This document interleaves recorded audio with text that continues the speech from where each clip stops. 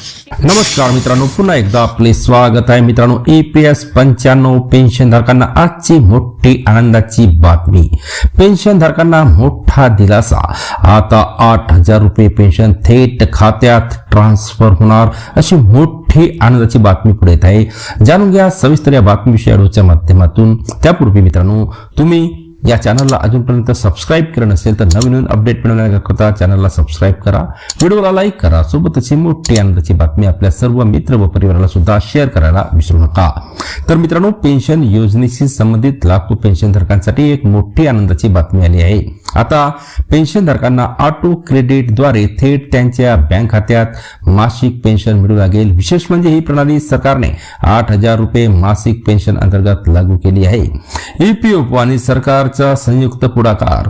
अहवालानुसार कर्मचारी भविष्य निर्वाह निधी संघटना आणि केंद्र सरकार यांच्या संयुक्त प्रयत्नामुळे EPS 95 योजनेअंतर्गत पेन्शनधारकांना अधिक सोयीस्कर आणि पारदर्शक पद्धतीने पेन्शन पेमेंट सुनिश्चित केले जात आहे.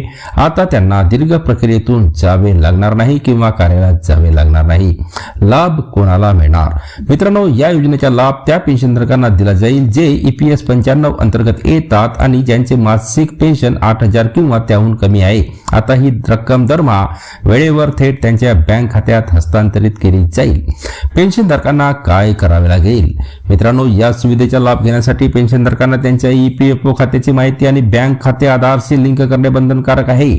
जर ही प्रक्रिया आधीच पूर्ण झाली असेल तर त्यांना वेगळे काही करण्याची गरज नाही, अशी अनेक वर्षापासूनची मागणी होती. मित्रांनो, EPS 95 पेन्शनधारकांची किमान पेन्शन रक्कम वाढवण्याची मागणी बऱ्याच दिवसापासून होत होती. सध्या या योजनेअंतर्गत मिळणारे पेन्शन अत्यंत कमी मानले जाते, त्यामुळे वृद्धापकाळात अधिक अडचणीचा सामना करावा लागतो. तथापि 8,000ची थेट क्रेडिट प्रणाली ही सकारात्मक सुरुवात मानली जात आहे. भविष्यात पेन्शन वाढण्याची अपेक्षा. EPS 95 राष्ट्रीय संघर्ष समिती आणि पेन्शनर्स युनियनने सरकारकडे किमान पेन्शन 9,000 रुपयावरून 10,000 रुपये करण्याची मागणी केली आहे. यावर केंद्र सरकार विचार करत आहे. आगामी अर्थसंकल्पात या दिशेने मोठी घोषणा होऊ शकते असे जाणकारांचे मत आहे. पुन्हा भेटूया नवीन अपडेटसह पुढच्या व्हिडिओमध्ये. धन्यवाद.